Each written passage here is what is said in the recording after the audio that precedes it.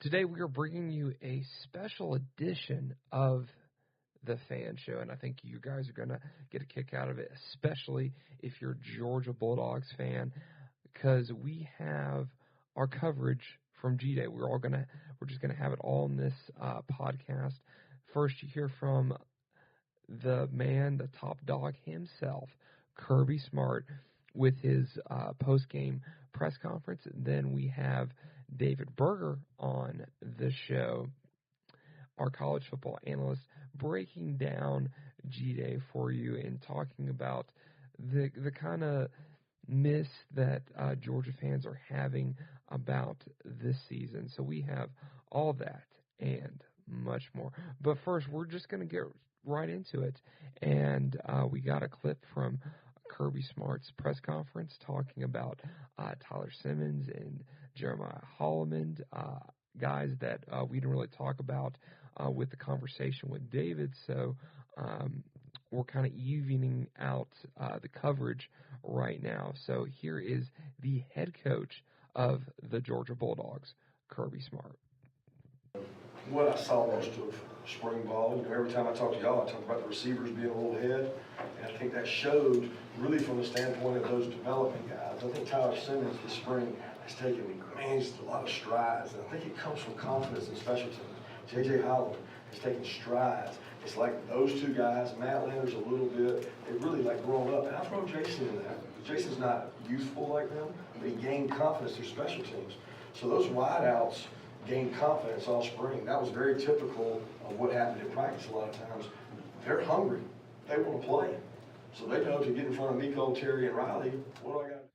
I think Coach makes a great point there when he talks about that they're hungry to play and they'll pretty much do anything to get playing time.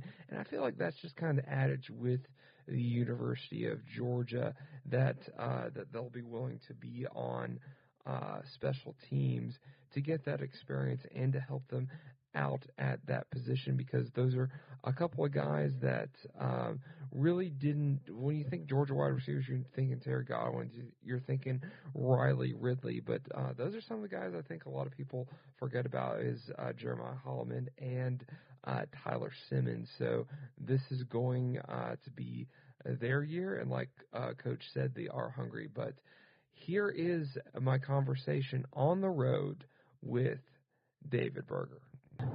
Well, we just want to welcome back to the Fan Show our college football analyst, David Berger, and we're kind of in a fun situation right now. We are just coming back from Gday, so we are recording on the road right now. Just got some Zaxby's in us, so we just thought, hey, what the heck, let's record a podcast, since this is usually like our car conversations that we have after Georgia games, and so we just thought, hey, this would be fun to do. So these are usually how our conversations go between me and my brother David, who's our college football analyst. So David, how are you doing today, man? Pretty good. A little rogue journalism here going on. Right. Close to instant reactions from Gday being, just a couple hours away from the end of the game, but pretty good. It was a good day. Nice day in Athens. Weather held out really well. Not too hot, not too cold. But it was pretty windy majority of the game. Yeah, it had a little breeze going there. But overall, it was a great day. Great game. Good to see Georgia, the defending SEC champions and the defending Rose Bowl champions. Yes, they came up short a little bit in the national championship game, but at the same time, coming off a great season, it was great to be back and to see some old faces on the team and to see, sadly, say goodbye to some seniors from this past squad that did a darn good job for the Dogs. Right. There'll always be darn good Dogs, but didn't you think it was cool that you saw Sony Michel and Nick Chubb both wear, Nick Chubb was in number 1, Sony Michel was wearing the number 27 jersey, and those are the opposites of their jerseys. Did you think that was cool? And Nick Chubb holding the Rose Bowl trophy. Did you think, because I just thought that was very appropriate that Nick Chubb would be holding the Rose Bowl trophy, showing it off to Sanford Stadium. Yeah, I guess the pregame ceremonies they had were pretty good. They had a pretty long or lengthy video highlighting all the highlights from the season. They showed every game. That was awesome, by the way. Even the loss at Auburn and the loss in the national championship game, they still showed it, but it ended on a good note where they had Kirby Smart talking in his press conference after the national championship game about how Georgia's going to be a force to be reckoned with, saying we're in the business of winning, and Georgia's going to be one of those teams you're going to have to compete with every year and contend with every year. So that was really cool to see. But at the same time, having those two come out and with the Rose Bowl trophy, because if you think about it and you think back to the Rose Bowl, they were pretty much 2/3 of our offense that day, or 2/3 of Georgia's attack in the running game at least. Actually, they were the entire running game and 2/3 in the offensive attack in that Rose Bowl. So without them, Georgia would not have that Rose Bowl trophy. So it was good to see them come out, obviously to a loud cheer of applause from the Georgia faithful. But having Nick Chubb and Sony Michel there wearing the other person's jersey was an interesting touch, kind of like a salute to each other. Right. This may be, technically their last time together in Sanford Stadium, because next week is the NFL draft. So with that just right around the corner, this may have been one of the last times that they'll see each other, probably going before draft night.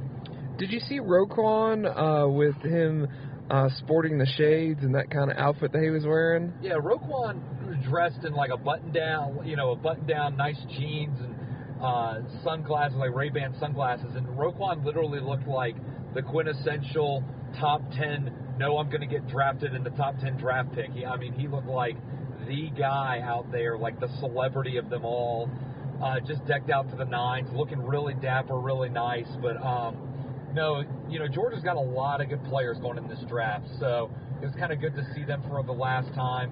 Roquan being one of them, Nick Chubb, Sony Michel, like we just said.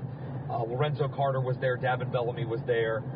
So it was good to see Isaiah Wynn was there. So it was good to see all those guys one last time in Sanford Stadium. And, best of luck to them next week, starting next Thursday when the draft gets rolling. Yes, best of luck. And, Roquan Smith, he looked like he was established.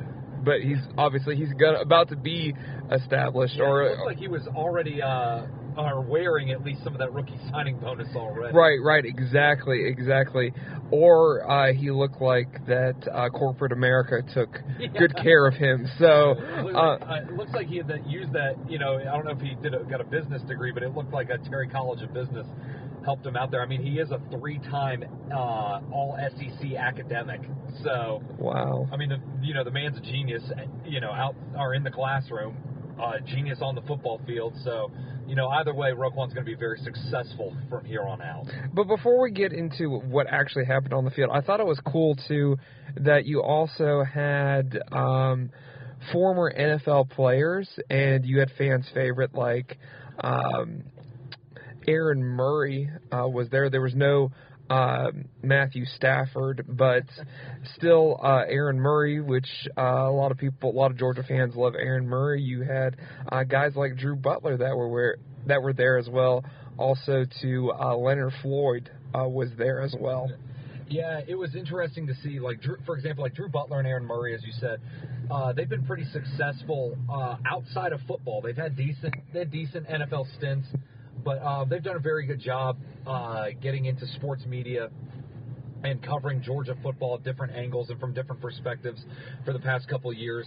But then you have, a couple current players. Leonard Floyd was there, and Alec Ogletree, probably the biggest and most well-known in the NFL in terms of just NFL player. That was there. Leonard Floyd, playing for the Bears right now, is an outside linebacker, does a really good job. A lot of people like him up in Chicago. But Alec Ogletree recently traded to the Giants from Los Angeles, from the Rams. He made a huge name for himself starting in St. Louis and then ending up out in Los Angeles. But has done a fantastic job this past couple of years leading that linebacking core and that stellar defense that Sean McVay had this past season out in Los Angeles. So he takes all that talent to the Giants, which, if you follow the NFL, the Giants were a dumpster fire and a half last year, so they can use a big man like that to clog up the middle in their defense. Was there anything else that you thought was cool that you got to see today at Gday? Not necessarily. I mean, just your typical spring game festivities. Yeah, that's exactly what it seemed like. It seemed like a typical spring game, especially like when we got into the stadium. Well, and it's interesting because Georgia's now starting to have the mentality of they're going to put 75,000 people in the stands or more than that for every Gday. So Gday is now just kind of almost, it's supposed to be like a mini football game, but it's literally turning into almost just like another Saturday in Athens during football season. Yeah, it may not sell out completely, 92,000, but I think there was 82,000 people there, which, it makes it really does feel like just another home game, at Sanford Stadium. So, with that said, Georgia's been doing a really good job in the past couple of years, especially under Kirby Smart this is being his third Gday game, getting fans out there and putting people in the stands. So he's done a great job. You can't really complain with the product that's going out on the field coming off a national championship. So as a Georgia fan, it was good to see, and I think, getting the football itch, scratching that little football itch in the spring was pretty good today as well. Like, it literally felt like a fall day, except the fact the leaves weren't turned. Yeah. It was windy outside. It was just the right temperature. And you come in and it's regular Sanford Stadium, and the pollen's starting to attack you. Right, but besides that though, it's like the fans gradually came in, and then it's like all of a sudden, oh my gosh, this whole stadium's full of red, and that's exactly how a game is. And we actually had our NBA analyst with us, Gregory Millette, was at the game, and he's never been to a Georgia game before. And I said, Gregory, this is pretty much what a Georgia game is like. Yeah, it's a little bit louder, band's a little bit bigger, more students, and the west end zone was being right, so that would be full too. But yeah, for the most part, it's pretty accurate. The spring game's pretty accurate to what a real game goes by. And the band doesn't perform on the field during the spring game, and there's a little bit more I guess pizzazz to it. But overall, dog walk, filling the stadium, just the regular traditions that Georgia has all play out in the spring game, and it's a good thing for the fans to come out and see, and it gives them, something to look forward to coming out of winter and going into summer. Giving them something to look forward to for the rest of the off season that gives you some positive, as a football fan, some positive vibes going into what could be a great season for Georgia in 2018. Yeah, we can only hope so, and there's going to be such high expectations, and pretty much after you play for the national championship, exactly. Pretty much that going to be that every year for a long time. And I feel like Georgia fans should have that expectation because they have a team in place that could make another run. It's kind of like, I feel like right now Georgia is like the Clemson of 2016.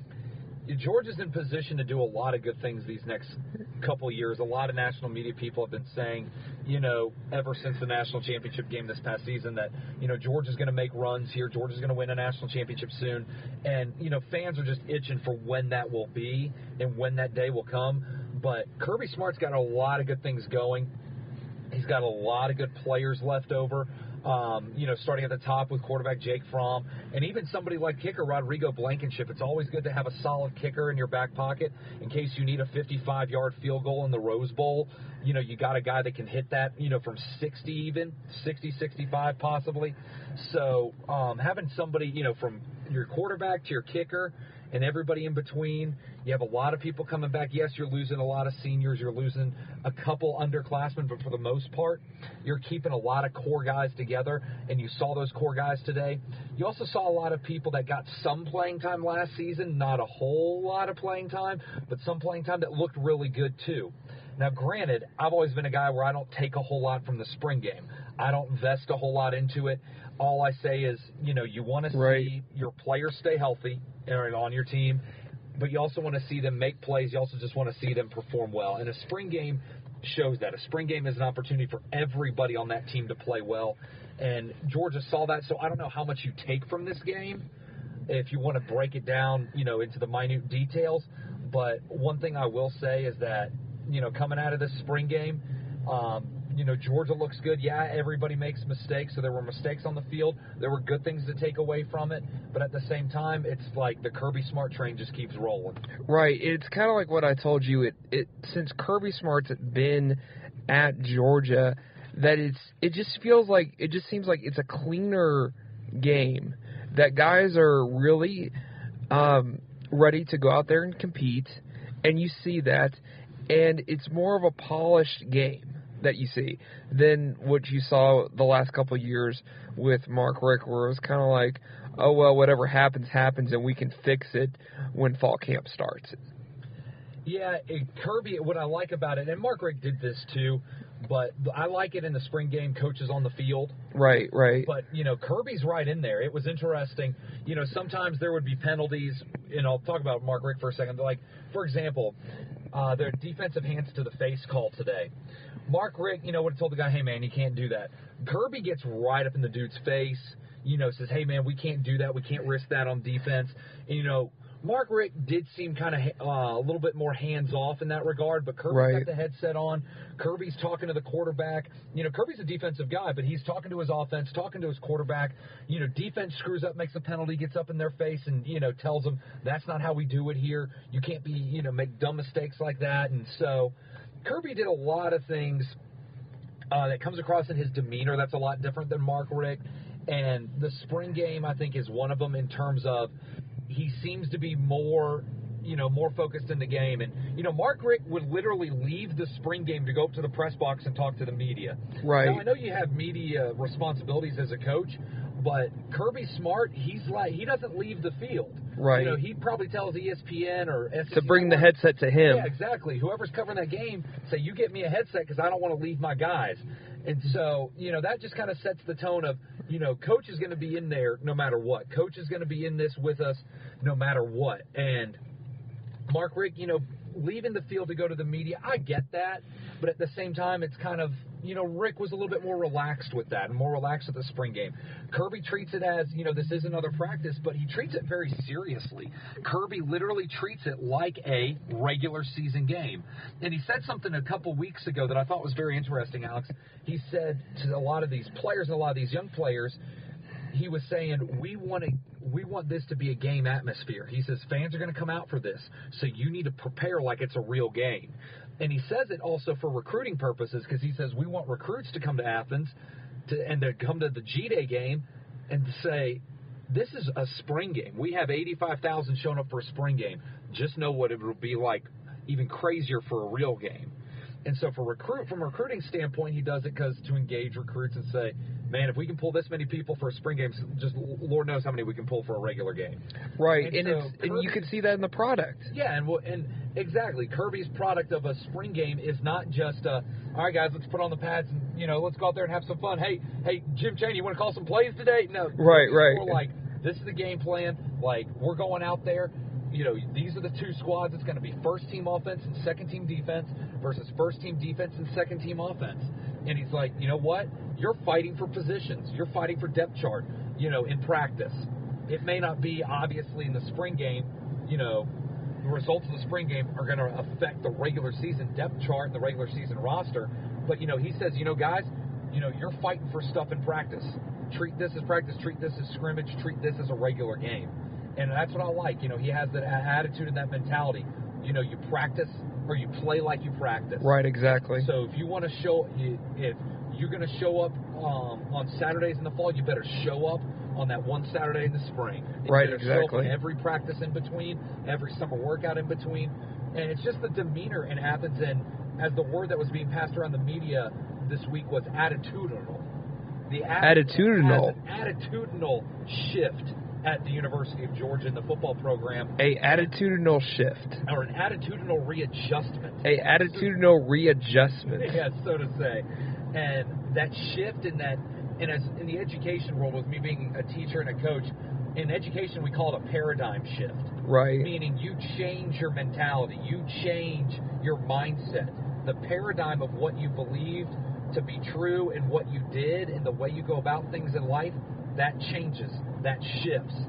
Kirby has been that paradigm shift in Athens. Year one, Kirby went 8-5. Year two, He went 13-2 in his 2 losses. One was a regular season loss. The other was a national championship loss. That change from year 1 to year 2 was astronomical. That all comes with the paradigm shift. That's all part of, okay, we're working our way out of one mindset. Yeah, we're going to have a year off to get out of that mindset and to get focused into what we need to. But you're starting to really see how this paradigm shift at Georgia and the attitudinal readjustment under Kirby Smart is really paying dividends for the Dogs. And you're going to see it again in 2018. And, you know, just from the spring game today, Georgia still looks like it's still clicking. They're doing a lot of things right that they were doing last year that was good. So Georgia is on the right track under Kirby Smart. And, you know, Georgia's on the right track to be successful for many years here on out. That's a lot of great stuff, David, that you just brought to the table. I just want to talk to you right now because I was going to ask you what was the thing that stood out to you, but it seemed like you pretty much answered that in the last couple of minutes. But I do want to bring up this. Obviously, and I had a feeling this was going to happen, that Justin Fields was going to play Jake Fromm, and the stats from the game pretty much says that Fields was 21 out of 13 he got 18 completions.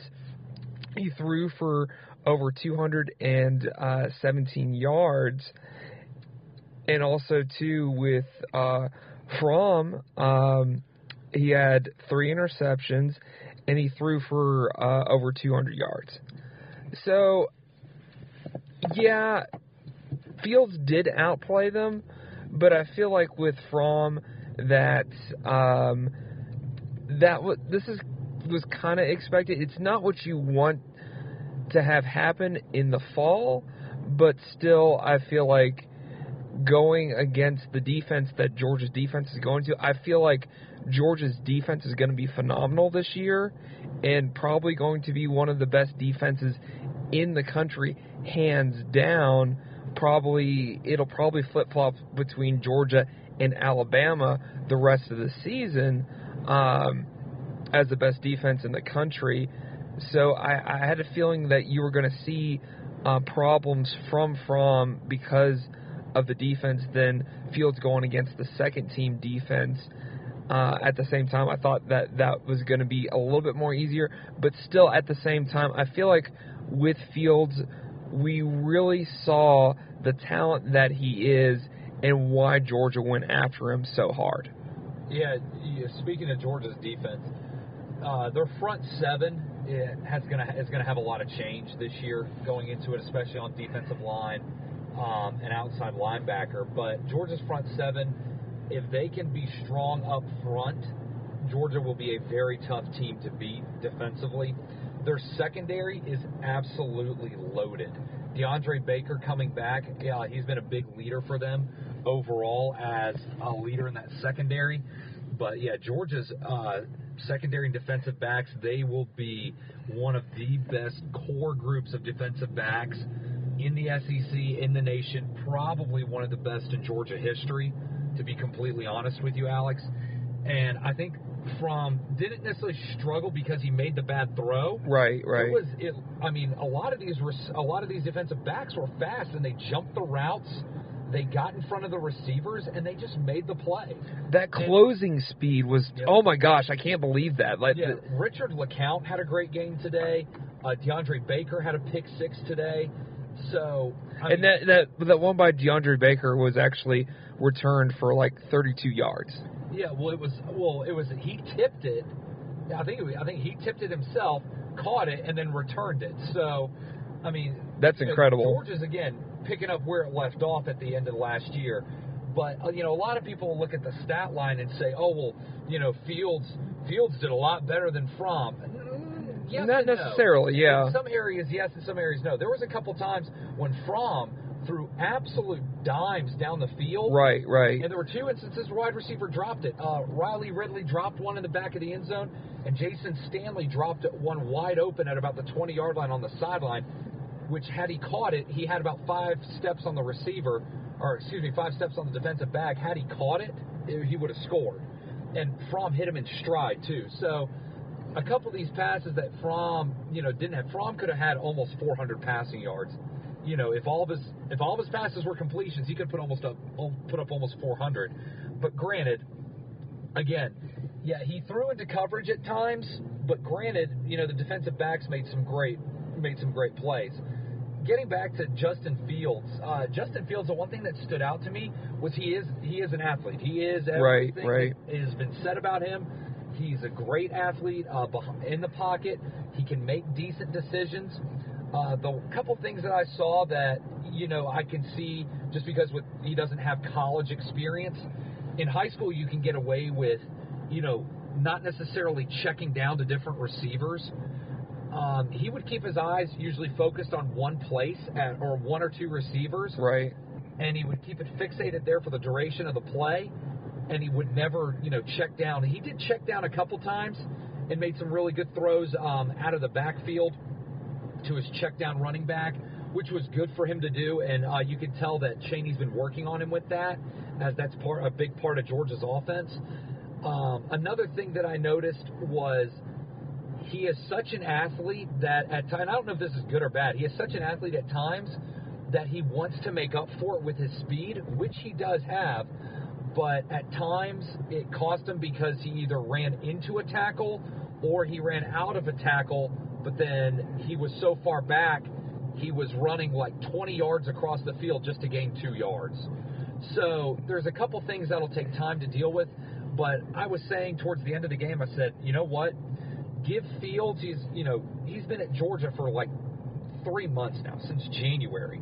So you give him a full year in that system. Right. He is going to be a true, legit contender for a lot of awards at the end of the season and a lot of good recognition. Justin Fields will be a great quarterback, just like Fromm. It took him time to be a great quarterback.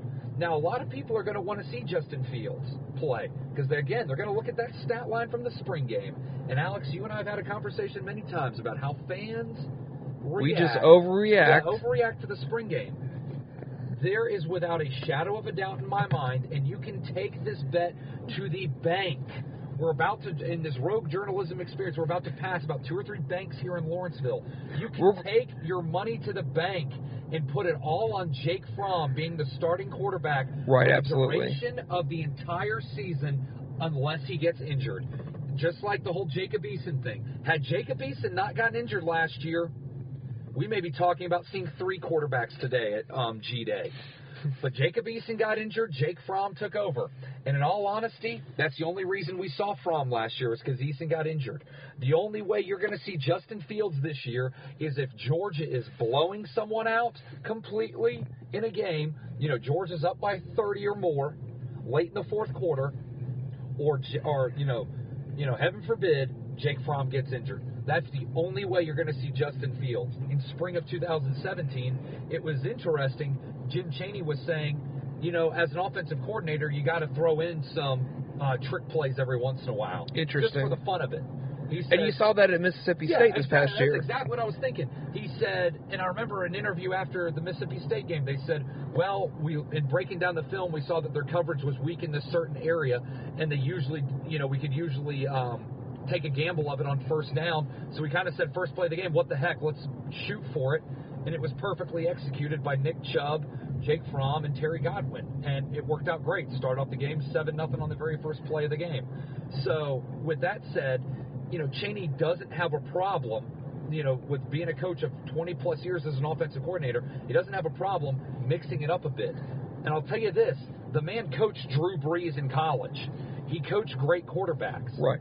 He knows what he's doing. So if he throws Justin Fields in there and I'll say this, if they do a wildcat formation or a wild dog formation where Fields is kind of the guy, but then he throws out of it, that would scare the crap out of any defense, in my opinion. Right, if they did like a double reverse and Fields has the ball and goes either runs it into the end zone or throws it to the corner of the end zone. Like what Oklahoma did against Georgia in the Rose Bowl. Exactly. With Baker Mayfield and their backup quarterback, Kyler Murray. Yes, that's right, the transfer from A&M. Sorry about that, but I could totally see Chaney working Fields into a package like that, because people know that, all right, Georgia's going to can run the wild dog at times. But if you put Justin Fields back there, well, is he going to run? Is he going to pass? Chaney has a lot more options with that. But people say, well, if he has a lot more options, why doesn't he just play him more? Because Fromm is the consistent quarterback. Yes, again, Fromm is the consistent quarterback.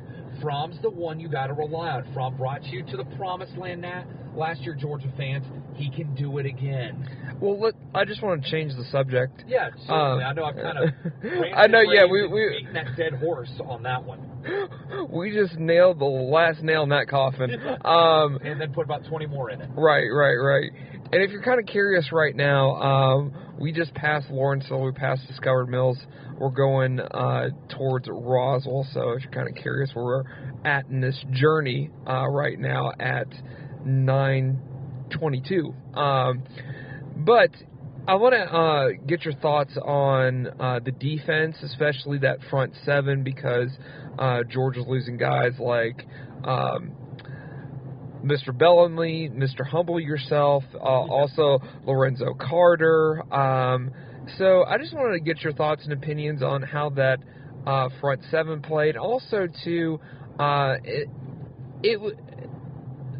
this is the only time that you're going to see, like, Georgia, like, pass the ball 50 times a game, because it seemed like it was just like it was a passing scrimmage, because you were limited at running back, because Zamir White has a knee injury.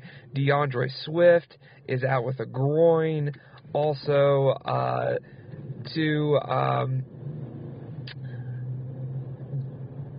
Mr. Cook, he hasn't enrolled in Georgia yet, so he's going to do that during the summer.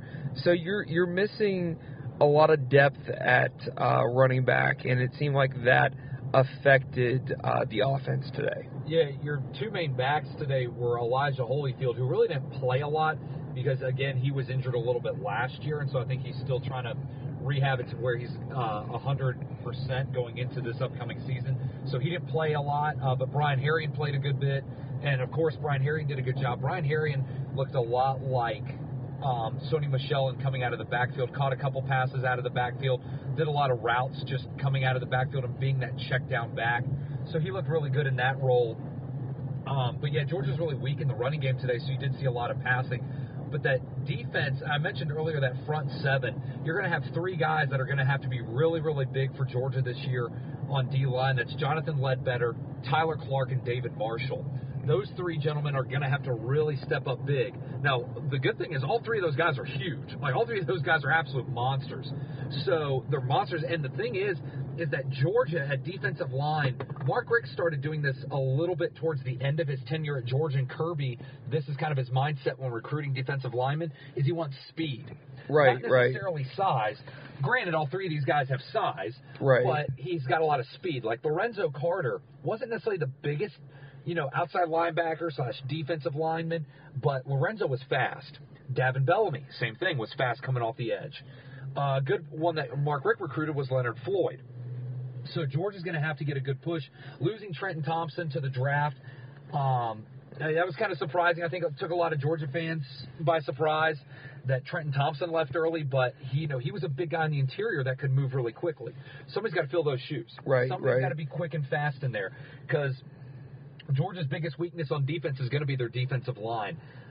They got a lot of sacks today, but I say sacks in air quotes just because it's one of those, if you touch the quarterback, they get sacked. Well, it's like if you walk into the spring game. If you walk into the pocket, you're dead, pretty much. Yeah. And so with that said, the sacks were coming by easy. Now, granted, let's just say there were 10 total sacks in the game.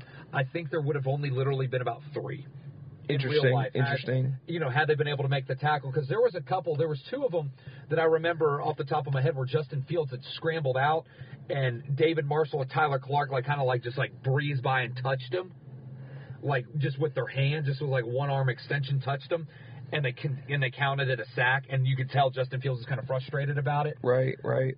So again, it was considered a sack, but at the end of the day, you know, they're not doing full contact with quarterbacks for obvious reasons.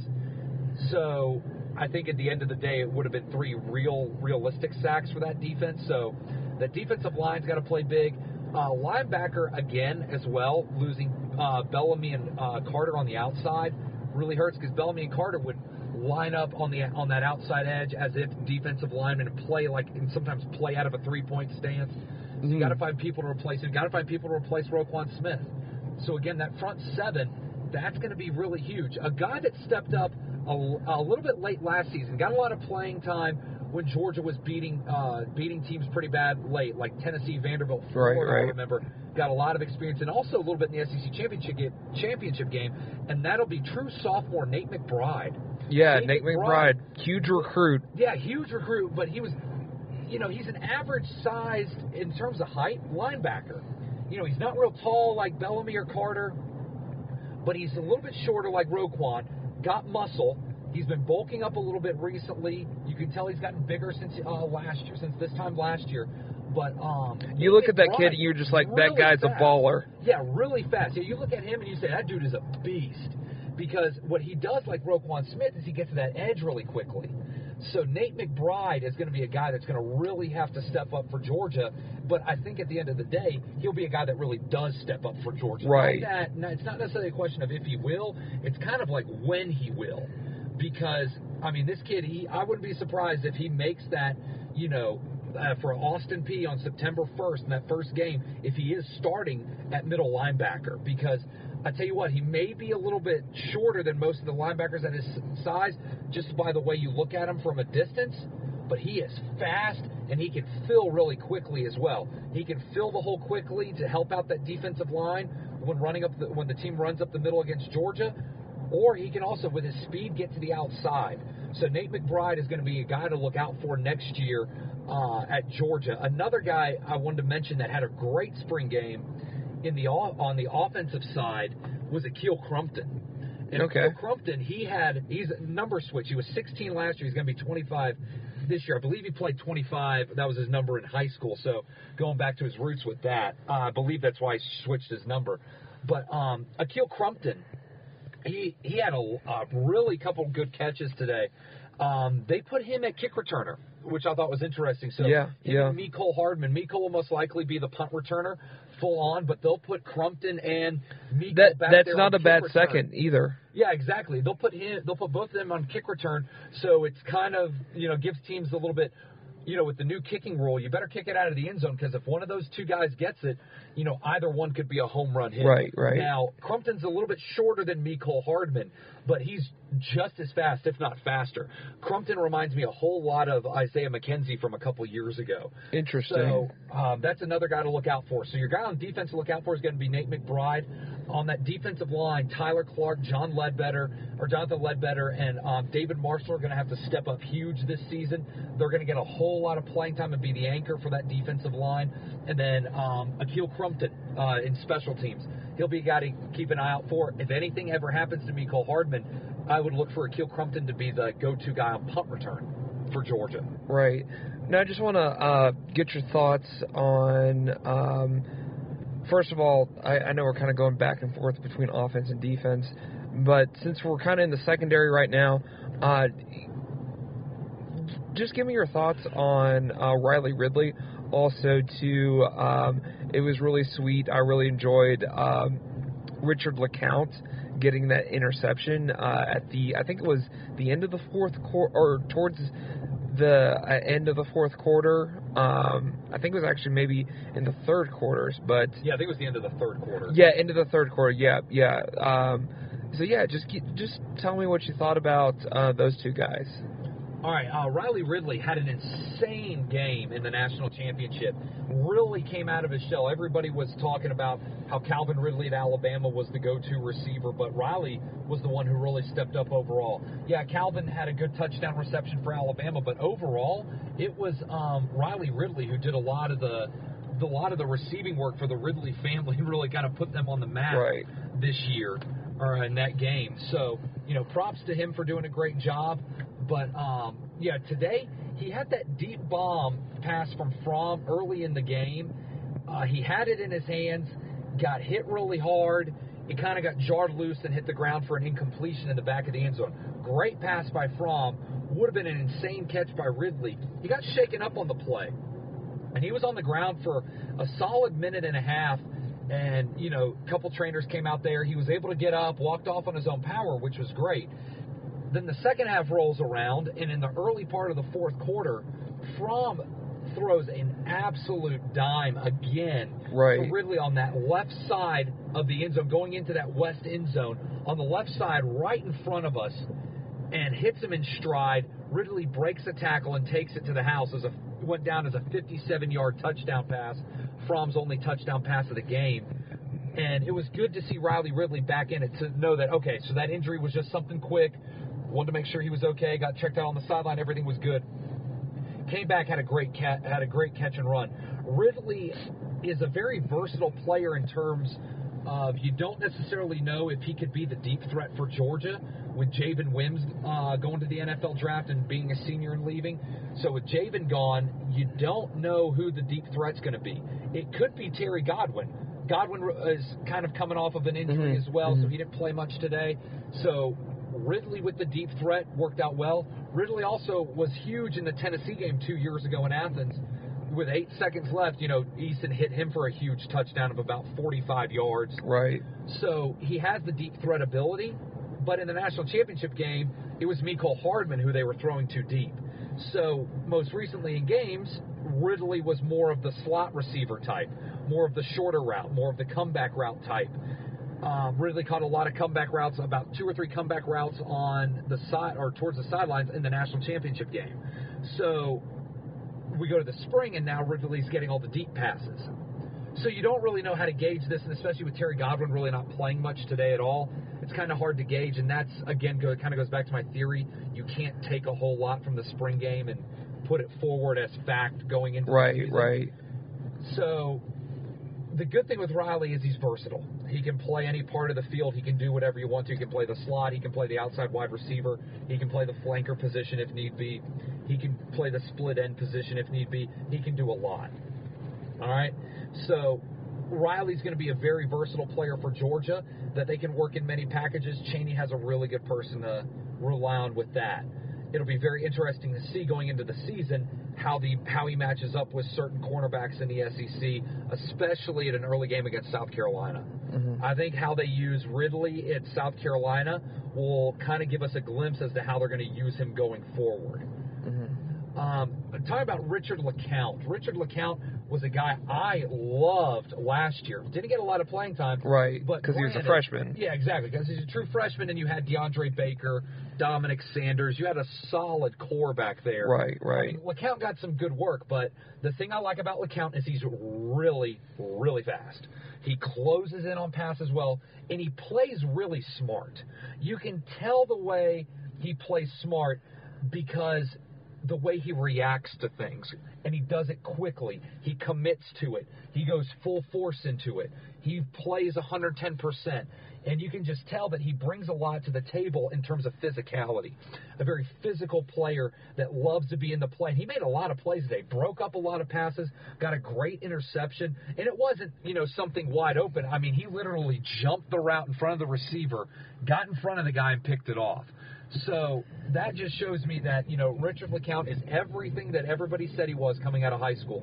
He'd wanted to be a dog since he was born, basically, since he knew what football was, and he is surely showing up. He is wearing that number 2 proud. A guy that reminded me a lot of him years ago under Mark Richt was Asher Allen. Interesting comparison. Wore number 2 very fast. Asher Allen came out of Tucker High School, and it's interesting, at Tucker they make their football team run track if they don't do high school football. So they make their football team run track if they don't do high school football, if they don't do any spring sports. And Asher Allen was very, very fast as a defensive back. Could play, he could play cornerback, he could play nickel corner if he wanted to. Richard LeCount's kind of the same way, very fast. You can tell he ran track in high school, or he's done a lot of speed work to get to where he is in his career as a football player, but very versatile, very physical. DeAndre Baker is very physical too. So I bet he's learned a lot from him, a lot from Dominic Sanders. He reminds me of Dominic Sanders, except a little bit faster. Right. And Dominic Sanders was very physical. He was also a little bit bigger than Richard LeCount.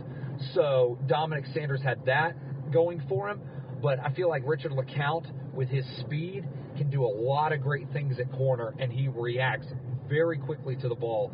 And, I know he doesn't have a lot of experience, but he's going to get a lot of experience this year, and early on, he seems to be, from last year to this year, very smart in learning the schemes and what Kirby wants in defense, and especially since Kirby is originally a defensive backs coach, he's picked up a lot of good techniques from Dominic Sanders and David Berger, and learned a lot about how to play in this system and fit well into it.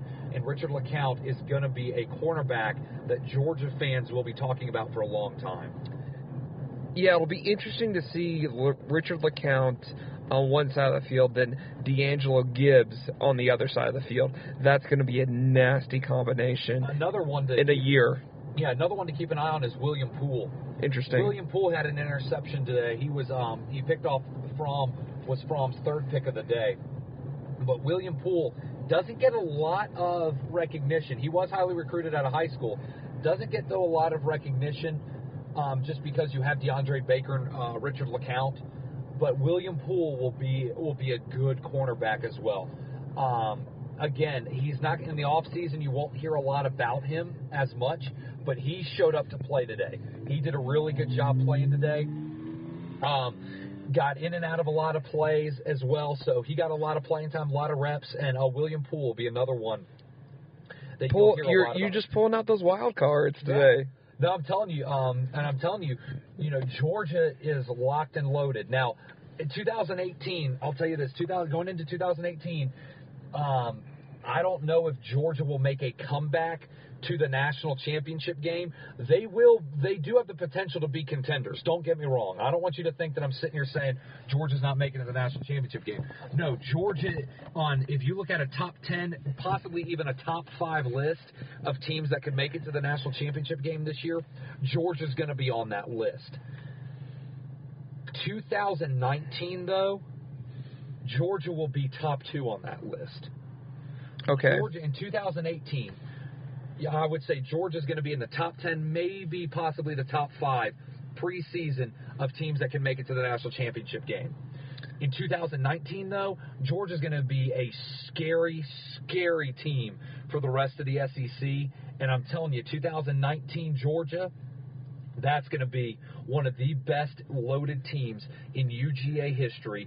And 2018, though, obviously after last year, the goal is the national championship game. Georgia's going to be a contender, but 2019, Georgia may be the contender.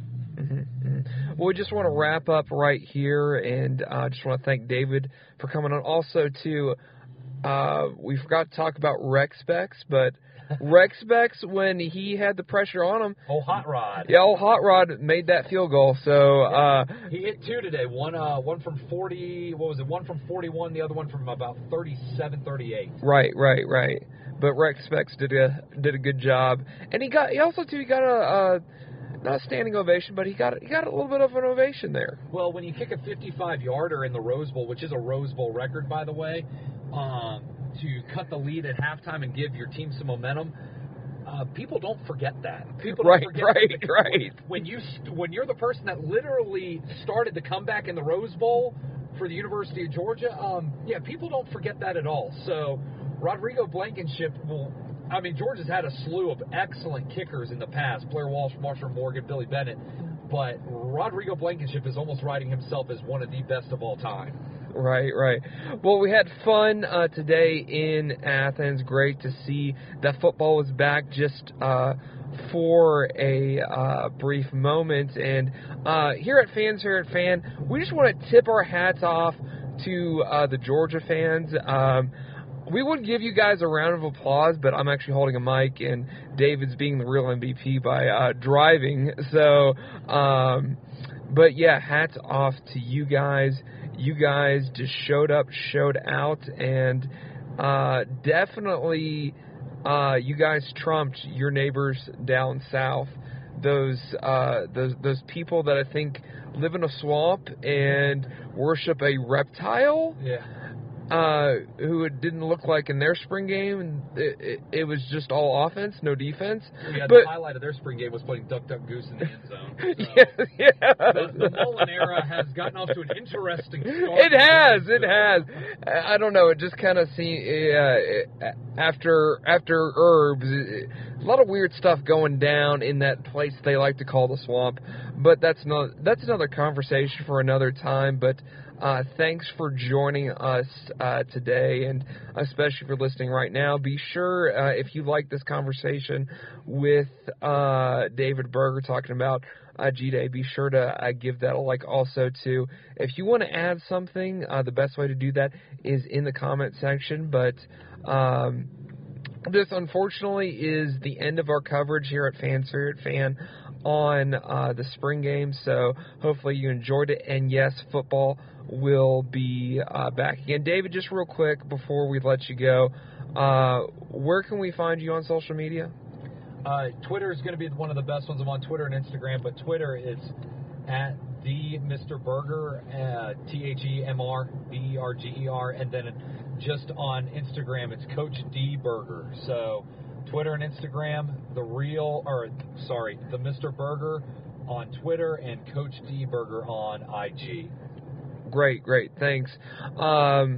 Thanks for listening, guys. I hope you having an awesome day, or that we've got you through the work day on Monday, or if you're just listening to us wrapping up your weekend. But hopefully you enjoyed, and I hope that you have an amazing day.